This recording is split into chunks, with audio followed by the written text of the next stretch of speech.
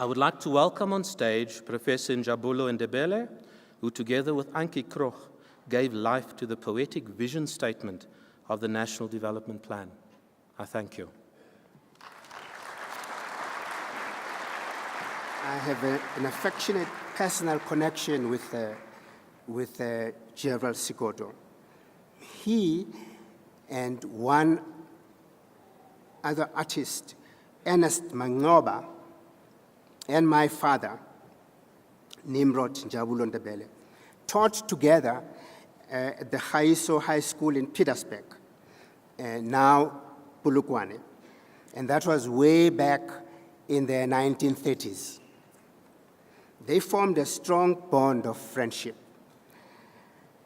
What brought them together intimately was the love of art. My father wrote plays and produced them with student actors, while Gerald Sikoto painted all the time. Ernest Mangoba, who was the intellectual of the group, produced his early sculptures. All these people are renowned South Africans today who have passed on. But at the last exhibition of Gerald Sikoto's work at the Wits Museum, I got to know what I didn't know, that Gerald Sikoto was also a musician, and that what a wonderful thing it turned out to be. And I gather that tonight, in addition to some of the work that we will listen to today, we will hear some of Gerald Sikoto's music. And what a tremendous treat it is bound to be. Well, Andre Leroux starts his message to us with a remarkable statement in the program. He writes, South Africa is a country of the voice. And I immediately formed a picture in my mind from these words of the ubiquitous South African choir. Now, you will find the South African choir everywhere across the land, in every school, in every church, and in every social club, you will find it. Now, there is something remarkable about the South African choir that could very well make it one of the most unique things in music in the world. I believe that once the choir, as we know it, was introduced by whoever it was from Europe, South Africans decided that just standing there and singing was not enough. How do you restrain yourself when what you are singing sends urgent messages to your body to move? So, at some point, a miracle occurred. It is called dancing on the spot.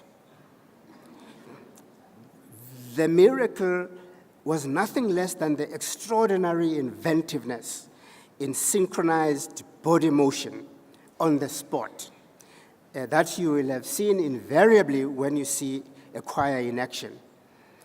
Its impact works to an important rule that whatever you do or wish to do, don't leave your spot. So you will have seen them. Some move their hands, as they are singing into the sky. Others, shake their hips, and others will wave their hands, in this way. And but the best one that always gets the crowd ululating is when they spin around, to sing. And usually that gets the crowd really excited. And sometimes they get so excited, you get people coming from the audience to approaching the stage and putting some donations on the floor of the stage.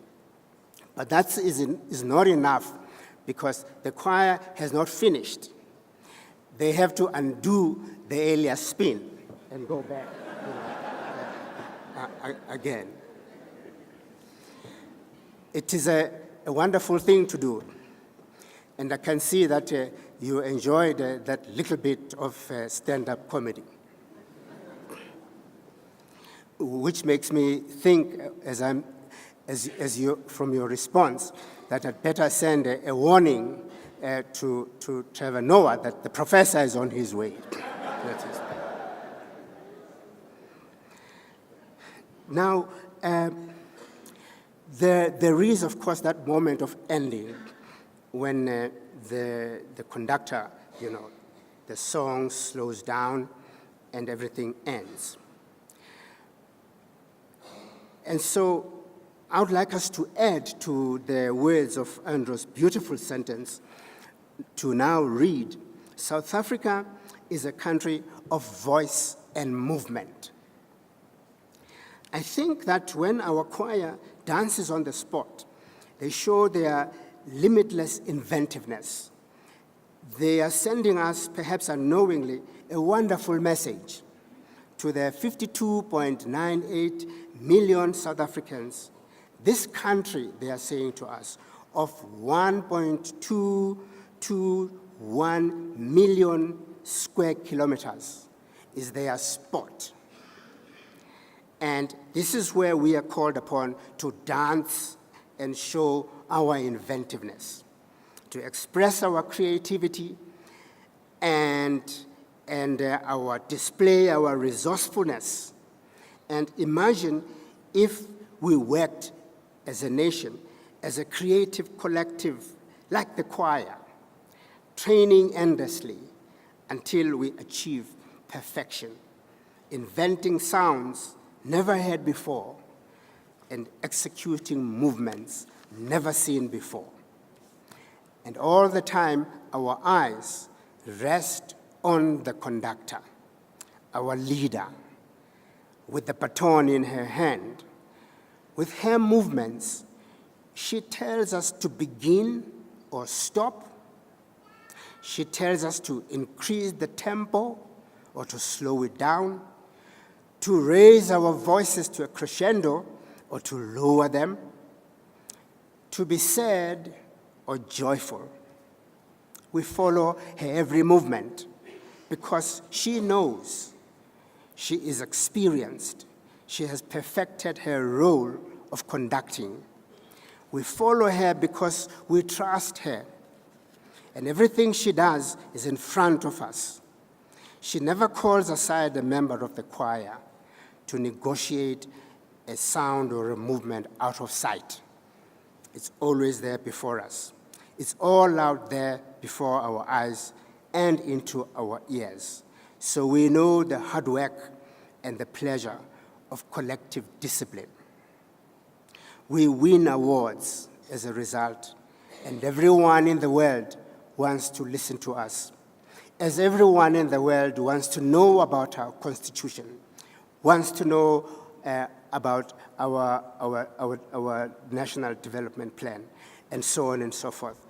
We have been in the center stage for quite a while in the last 15 years. So I'm going to talk a little bit, very briefly, because I was involved with Ankie Krog in crafting the vision that goes before you read the actual National Development Plan. And looking back, it is the resonance of this kind of choir metaphor of the choir that Ankie and Krog and I worked with, because we collaborated on the vision statement, and that lends a mix of intellectual, affective, and inspirational and aspirational resonances to the National Development Plan just before you read it. So that being so, the metaphor as I expressed it wasn't actually in our minds at the time that we were composing this, but our instincts were driven in that direction. So when Minister Trevor Manuel at the time approached us to work with the Development National Planning Commission to produce the National Development Plan vision statement, he deliberately approached us as artists and told us, don't get involved with the economics, with the politics and everything. Express what you think as artists the future of the country should be as you see it. Now, that's easier said than done, because once you actually start with a blank page before you, what else do you do? We ended up reading an enormous amount of work about other countries, about Bhutan, who have, instead of what they call the gross national product, they have the gross national happiness or something like that. And we were interested to see what is it that gets the people of Bhutan not to be so hung up about material things. So what message do they have for us as we craft a vision for South Africa in 2030? I was particularly fascinated by and inspired by the thoughts of the American philosopher, Martha Nussbaum, whose concepts of social capability were, for me, encapsulated in an assertion that she makes, which I found resonates so well. She says somewhere, having a lifestyle is not the same as choosing it. And it struck me that the bulk of South Africans live livelihoods that they never chose. They were, in a sense, chosen by their livelihoods. So, if they were unhappy in the townships before 1994, maybe they are not that happy in the suburbs in 2015. Nussbaum's thinking is also reflected and developed in one of the Nobel economist Amartya Singh's seminal books called Freedom as Development. Freedom, he says in that book, is not something that happens to you. Freedom is something you create. So you don't wait for freedom to come to you. You go out to get it. And then once you have it, the task never stops, because there's more journeys of freedom to travel. So freedom is more than what gets delivered to you as service delivery. Freedom is in the capabilities of individuals and of communities that deploy it in the creation of their worlds. You make freedom happen. Then it makes you, when you live in it, in the creative, if daunting efforts of creating it. So the pressing social task is to enable citizens to develop the capabilities necessary to enrich their lives. And the sum total of those capabilities are the capabilities of the state, which is the sum total of all the capabilities of its citizens. So, you will remember that the National Planning Committee produced what they call the diagnostic report in 2011, June. So when we started the work with Ankie Krog, we knew that the diagnostic report was out there and was very widely read. The honesty of it, the robustness of it, inspired a lot of South Africans to feel that now we are really looking at the problems of our country. Our task with Ankie Krog was, how do we put all this enthusiasm, this robustness into poetic language? We worked with the sense that we asked ourselves, what is South Africa today as we were beginning the work? And the diagnostic report gave us a very good sense of it. Too few people work. The quality of school education for black people is poor. The infrastructure is poorly located, inadequate, and under-maintained. Spatial divides hobble inclusive development, da-da, it goes on and on. And you know, corruption levels are high. South Africa remains a divided society. For each of these challenges, the 9 of them, we can supply specific examples of each kind reflected in the public domain through the newspapers that we read every day. I want to borrow from Albie Sachs tonight, very quickly, who was speaking at UCT last April on the topic, the Rhodes Statue and Transformation. He reportedly listed several examples of what has significantly gone wrong in South Africa since 1994. And I do not have the exact list, but I will create my own, as you may be able to do so yourself. We know the random list: corruption, violence, power outages, and all those things. Then Albie Sachs paused for a moment and asked the audience, is this the country we fought for? So he paused for effect. So don't worry, I won't ask you this question. But I do pause for effect in my own mind, and my intuition tells me that a lot of people will say, no, this is not the country we fought for. But I want to join hands with Albie Sachs and say, yes, that's the country we fought for. The corruption, the electricity being supplied, the houses made available, everything, the good and the bad, that's our country. We fought for it because we do not want all the bad things that are happening, but it was folly on our part not to expect them to happen. So then when they happened, we were surprised. But in fact, it was folly for us to think that we were too special people not to expect such things to happen to us. Indeed, we did not fight to receive a legacy of livelihoods that were chosen and achieved for us, such that we might simply walk into a house that was built for us. That kind of legacy is in fact turning out for many to be a poisoned chalice. And that's what you hear every day in the public eye today. It encapsulates many into a disempowered freedom.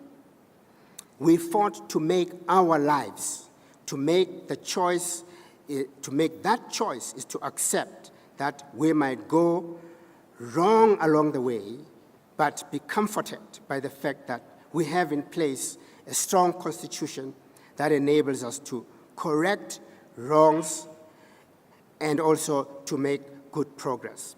Failure and doing wrong might just be the greatest of lessons. But in the sense of the failure and the wrong that seems so overwhelming, it may be because we have not committed to the Constitution as much as we should have. So we then move from 2011 to 2030. What will it look like for us to be in 2030? And then this is what I will read to us as I conclude, what the vision statement actually says. Given all the problems that I've talked about, the challenges that I have mentioned, the difficulties that disappoint us, given all that, therefore in 2030, we experience daily now. We participate fully in efforts to liberate ourselves from conditions that hinder the flowering of our talents. Everybody sees to it and assists so that all life's enablers are available in a humane way. Everybody actively has set out to change his or her own life in a way that not only oneself, but also one's family and the broad community will benefit. It goes on and on in a very idealistic, almost naive, romantic, but that is what we want to be. The challenge is, how do you get there? Because it is not easy to get there. And this is where the creative artists who lay bare, whether they are writers or musicians or painters or sculptors or dramatists, they lay bare before us the complexity of the human condition.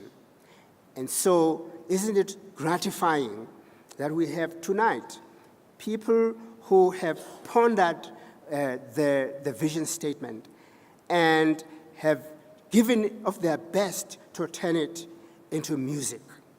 And we hope to be inspired by what we hear tonight from them. And so, as I end my opening remarks, I wish to remember that we are the choir that we should be, practicing to perfection, looking at our conductor, who in turn looks at each and every one of us. More than working to make each of us perfect, she wants more. She wants the ultimate perfection in the togetherness of the entire choir. She needs us, and we need her. So we spin around on the spot. And when you think we're done, we spin back again and dazzle you in that process. And that's who I believe we want to become in our vision to be in 2030. And if I become a conductor myself, for 1 second in my life, I then conclude my remarks. Thank you very much.